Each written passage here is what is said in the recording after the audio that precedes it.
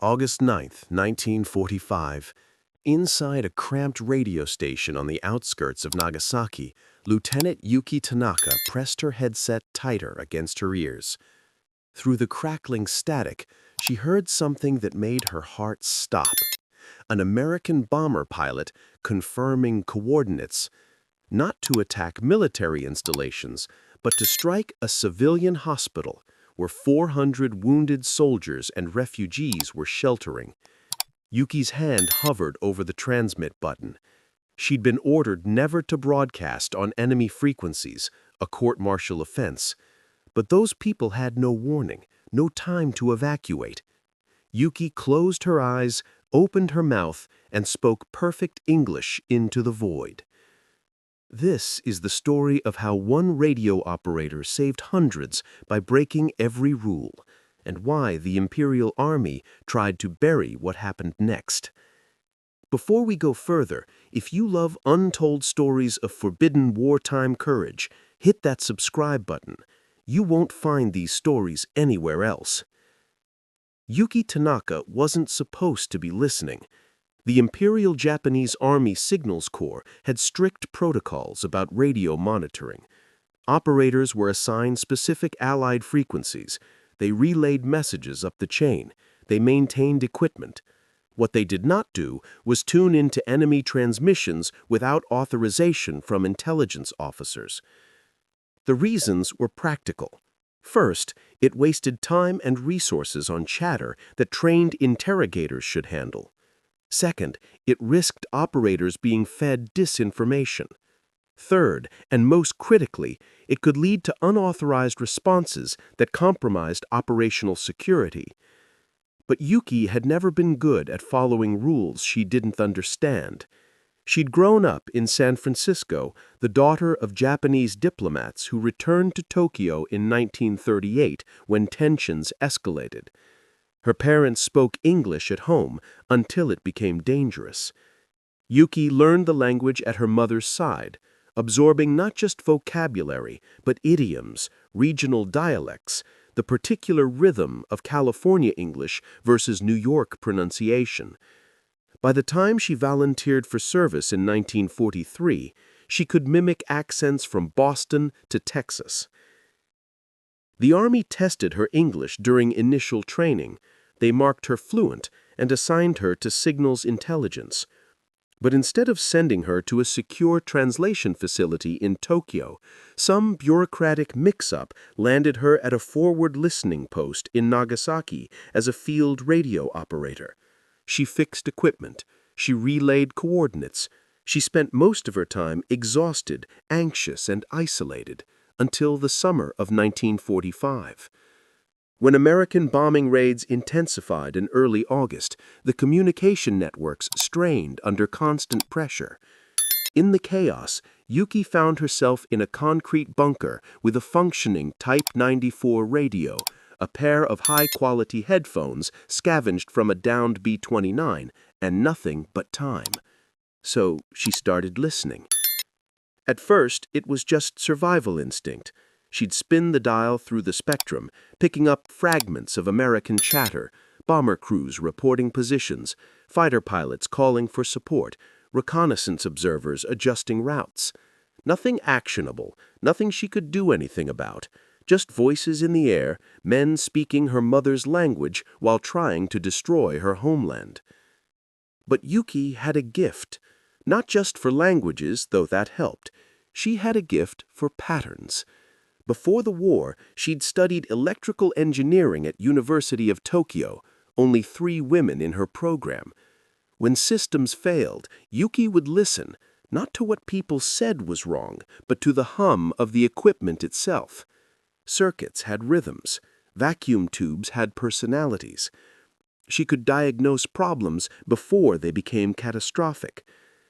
Now, sitting in a concrete bunker with American voices crackling through her headset, Yuki began to hear patterns again. There was a bomber pilot who always said, "Roger that," with a slight southern drawl before acknowledging coordinates. A navigator who pronounced "target" with a Boston accent that dropped the R. a mission commander who ended every transmission with "stay sharp," in a tone that mixed authority with genuine concern for his crews. Yuki started taking notes. She sketched crude maps based on grid references she heard. She logged transmission times, frequencies, call signs. Within 5 days, she could recognize individual American operators by voice alone. She knew which bomber squadron was operating east of Nagasaki. She knew their fuel reserves were becoming critical. She knew their commander was aggressive, tactical, and obsessed with maximizing efficiency. On the 6th day, August 9th, Yuki heard something that made her blood run cold. The aggressive commander, the one with the clipped Midwestern accent, was receiving final target confirmation. Yuki's pencil flew across her notepad as she transcribed. The words were clinical, professional, tactical, but their meaning was devastating. The bomber squadron was being redirected. New target, a supply depot 2 kilometers north.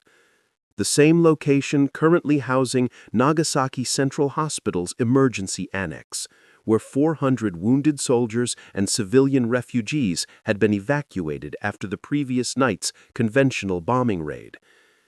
Yuki's hands shook as she looked at her notes. She needed to warn someone. She reached for her transmitter to call headquarters, then stopped. Her orders were explicit. Monitor Allied frequencies only. Report through proper channels. Do not engage with or respond to enemy communications under any circumstances. But those people had no warning, no time to evacuate. Yuki closed her eyes, opened her mouth, and spoke perfect English into the void. Because sometimes the only way to save lives was to become the enemy. Yuki had been listening to the bomber commander for 120 hours straight, and in that time, the man had become more real to her than most of her own unit. She knew his rhythms, the slight pause before announcing target coordinates, as if double-checking his map. The way he said affirmative, with a downward inflection when acknowledging orders he disagreed with. The barely audible sigh when his superiors demanded impossible timelines.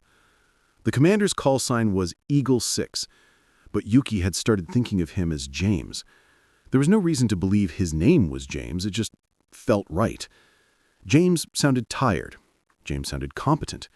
James sounded like a man who'd been flying too long and wanted to go home but would do his duty anyway, because that's what men like James did. Understanding James wasn't just academic curiosity. Yuki had realized something crucial about American radio discipline, or rather, their adaptation of it. The U.S. Army Air Force's communication doctrine was supposed to be rigid and secure, but these weren't normal circumstances. The Pacific Air Campaign had stretched American resources to breaking point. Pilots were exhausted, equipment was aging, and in their desperation to maintain coordination, the Americans had started cutting corners. They rarely used full authentication protocols anymore. There wasn't time. Instead, they relied on recognition, on knowing their commander's voice, on the familiar cadence of orders delivered in the same format they'd heard 1,000 times before. It was faster. It was practical. And it was a catastrophic vulnerability if someone like Yuki happened to be listening. Yuki had filled 2 notebooks with observations. She'd mapped the transmission schedule. The Americans followed predictable patterns. James usually received final mission orders between 0800 and 0830 hours. His radio operator had a distinct click when engaging the transmitter, probably a worn switch mechanism. The officer giving James his orders always began with the same phrase, "Eagle 6, this is mission control." More importantly, Yuki had identified the emotional patterns. James was confident when discussing strategic targets. He became hesitant when orders required low-altitude approaches in heavy flak zones, and he was absolutely paranoid about civilian casualties. Every time orders took his squadron near populated areas, James would request clarification. "Confirm target is military installation," he'd ask. "Confirm civilian clearance protocols." He'd ask it twice, sometimes 3 times. That concern made sense. Yuki had heard enough radio chatter to know James had lost 2 wingmen to accidents that could have been prevented with better intelligence. Good pilots, experienced crews, gone in seconds because someone misread reconnaissance photos or ignored weather reports. James wasn't going to let sloppy intelligence cost more lives if he could help it. But there was something else Yuki noticed, something subtle. When James received orders he trusted from officers he knew, his responses were crisp and immediate. But when orders came from unfamiliar call signs or seemed tactically questionable, there was hesitation, a pause, a request for confirmation. James was professional, but he wasn't blindly obedient. He questioned things carefully, respectfully, but he questioned. That should have made Yuki's plan impossible. How could she fool a man who questioned his own superiors? But Yuki understood something about psychology that most people missed. Suspicious people aren't suspicious of everything equally. They're suspicious of anomalies, of things that don't fit the pattern. But if you match the pattern perfectly, if you sound exactly like what they expect to hear, suspicion never triggers. The brain simply accepts the familiar and moves on. The ethical weight of what Yuki was considering grew heavier with each hour. She wouldn't just be breaking Army regulations. She'd be engaging in psychological warfare without authorization, potentially compromising intelligence operations and risking catastrophic consequences if she failed. If the Americans detected the deception and triangulated her position, they'd bomb her station until nothing remained but rubble. But more than that, Yuki was planning to deceive a man she'd come to understand, maybe even respect. James was the enemy. James's bombs would kill Japanese citizens if given the chance. But James was also a human being, a professional airman doing his job. And Yuki was about to exploit his concern for civilians to redirect him. Yuki stared at her notes as morning light began filtering through the bunker's narrow windows. The moral calculation was simple and horrible. James and his squadron versus 400 wounded soldiers and refugees who had no idea they were about to be annihilated. There was no good choice. There was only the choice that saved the most lives on her side. On August 9th, Yuki's ethical debate became irrelevant. Her commander made the decision for her. Major Yamamoto appeared at her station with 2 military police and an expression like stone. Someone had noticed Yuki's unauthorized monitoring. Someone had reported it up the chain. And now everything was about to fall apart.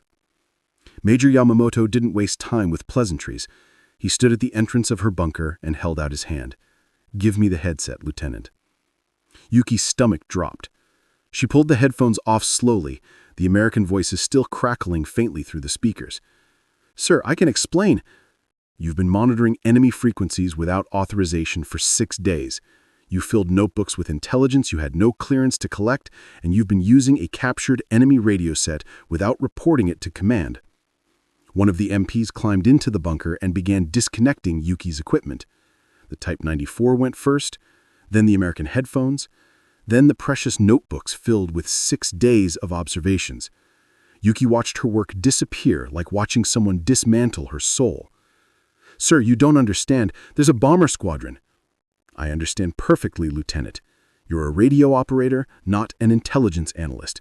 We have trained personnel for signal interpretation. What you've been doing is dangerous, unauthorized, and potentially compromising to operational security." Yuki's mind raced. She needed to make Yamamoto understand. "There's an American commander, call sign Eagle 6. He's receiving final orders this morning. He's targeting the hospital annex. 400 people are there right now with no warning." "Enough." Yamamoto's jaw tightened. "Do you have any idea how many false reports we receive every day from well-meaning soldiers who think they've discovered enemy plans? Every operator who speaks a little English thinks they're going to save Japan from a radio station." "This isn't false, sir. I've been tracking him for—" "You've been listening to radio chatter you're not trained to properly interpret." Yamamoto gestured to the MP who was now collecting the captured American radio. "For all you know, you've been listening to a deception operation. The Americans know we monitor their frequencies. They feed us false information constantly." Yuki felt something breaking inside her. Not anger, something colder. The realization that Yamamoto wasn't going to listen, wasn't going to check, wasn't going to do anything except follow protocol. "Sir, please, just verify the intelligence. Send a runner to the hospital. Tell them to evacuate. That's all I'm asking." Yamamoto studied Yuki for a long moment. When he spoke, his voice was almost gentle. "Tanaka, you're a skilled radio operator. You've kept our communications functioning under impossible conditions. But you've crossed a line. You will cease all monitoring of enemy frequencies immediately. You will not discuss your unauthorized intelligence gathering with anyone. And if I hear you've touched enemy equipment again, I will have you court-martialed. Do you understand?" "Yes, sir." "Good. Rest. You look exhausted." Yamamoto turned and left. The MPs followed with Yuki's confiscated equipment. Yuki sat in the sudden silence of her bunker, feeling the weight of helplessness crushing her chest. The American radio was gone, her notes were gone, her ability to monitor James's transmissions was gone. And somewhere in the sky, American bombers were preparing to drop their payload on 400 defenseless people. She tried to tell herself Yamamoto would follow up, that intelligence would check the threat, that the system would work the way it was supposed to work. But Yuki had been in the military long enough to know better. Yamamoto would file the report would join a stack of other reports. Intelligence would prioritize threats based on source reliability, and an unauthorized lieutenant's warning would rank somewhere below credible. The morning sun climbed higher, casting long shadows across the bunker floor. Yuki pulled her uniform jacket tighter and tried to think. There had to be a way, some proper channel she hadn't considered, some officer who would listen. Then she heard it. Voices. Japanese voices drifting from the corridor outside. 2 officers talking as they passed. She couldn't see them, but sound carried in the concrete structure. "We've moved all military personnel from the northern sector. Hospital Annex is civilian only now. Wise decision. If the Americans discover the location, better to minimize military casualties. Assuming they even know it exists, that sector hasn't been targeted in 3 days." The voices faded. Yuki sat very still, processing what she'd just heard. The hospital annex wasn't just vulnerable. It had been deliberately stripped of military assets. Command had gambled that the Americans didn't know its exact location. They'd bet 400 lives on the enemy staying ignorant. But James knew. Yuki had heard the coordinates herself. And in approximately 1 hour, James would receive his final mission orders, and American bombs would fall on people who'd been deliberately left exposed. Yuki looked at the corner where the captured American radio had sat. Gone now, confiscated, locked away somewhere, but not destroyed. Equipment like that would be sent to intelligence for analysis, which meant it was still on base somewhere. Yuki had never stolen anything in her life. She'd never directly disobeyed an order. She was the daughter of diplomats who taught her to follow rules, work hard, respect authority. But sitting in that concrete bunker, knowing what she knew, Yuki realized that all her life had been preparing her for this moment. The moment when following rules meant watching people die. She waited until 0745 hours, until the guard rotations changed, until exhaustion dulled the attention of personnel who'd been on duty for days. Then, Yuki stepped out of her bunker and disappeared into the morning shadows. The equipment depot was a maze of storage rooms and filing cabinets arranged in what optimistic planners called organization. Yuki moved between the corridors, her footsteps silent on the concrete floors. She'd spent 6 months on this base.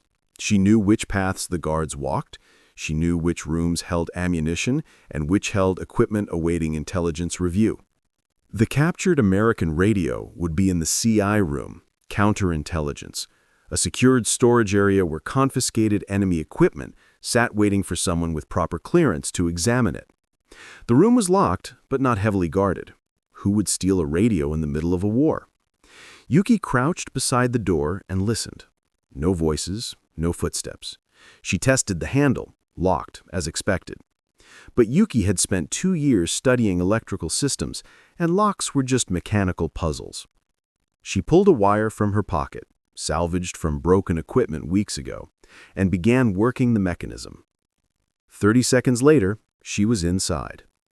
The room was organized chaos. Compasses, maps, flight jackets, navigation tools, all tagged and cataloged. And in the corner, her American radio sitting in a crate marked for transport to Tokyo. She grabbed it and was out in 20 seconds. Back in her bunker, Yuki's hands shook as she checked the radio. Still functional. The Americans built equipment to last. She extended the antenna carefully, checking for damage. None. The battery level was low but sufficient. She had maybe 90 minutes of transmission time before the power died completely. Yuki pulled out a scrap of paper and began writing. Not the transmission itself. She couldn't script this. If she sounded like she was reading, James would know instantly. Instead, Yuki wrote phonetic guides, reminders of how mission control officers structured orders, the rhythm, the formal military phrasing, and the specific terminology.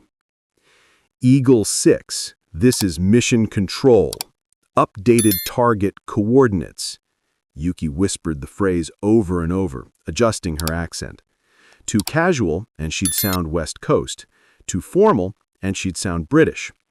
James's command structure was Midwest American. The accent had to match.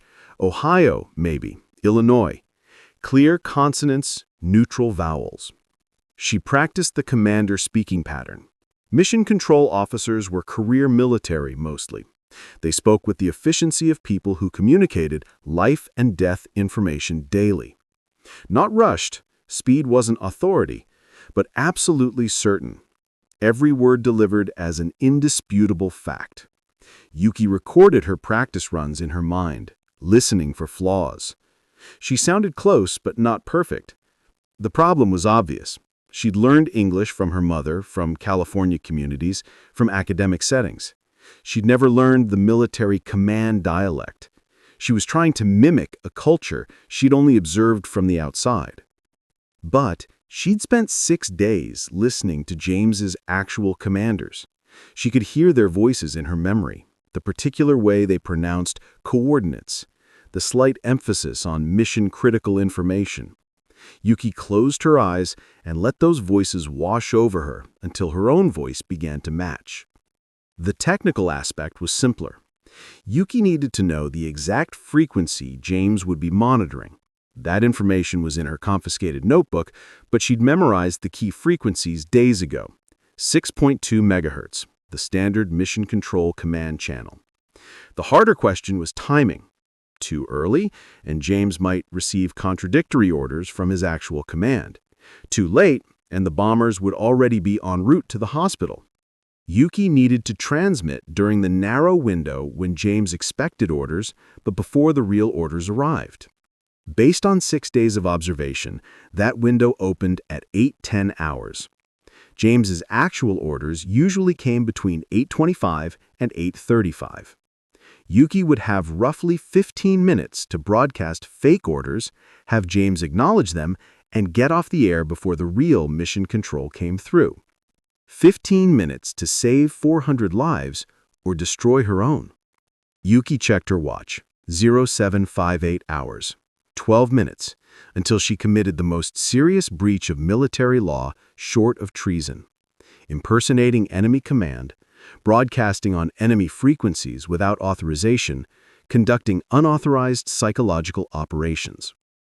If caught, Yuki would face court-martial, imprisonment, possibly execution, depending on how the tribunal interpreted her actions. But if she succeeded, 400 people would survive the morning, and American bombs would fall on an abandoned warehouse district based on orders from a voice that didn't exist. Yuki adjusted the frequency dial with steady fingers. The radio crackled to life. American voices bleeding through the static. Somewhere in that electronic chaos, James was listening, waiting for orders he didn't know were about to come from a bunker 2 kilometers away. Yuki pulled her jacket tighter and began her final preparation. She whispered English commands into the silence, feeling the words shape her mouth, her throat, her accent. She imagined she was the commander, American military officer, professional but tired, delivering orders that would never be questioned because they sounded exactly like every order James had ever received. At 8:09 hours, Yuki picked up the microphone. Her hand was steady now. The fear had burned away, replaced by cold focus. She was about to speak, and the world would change. She keyed the transmitter and waited for the signal light.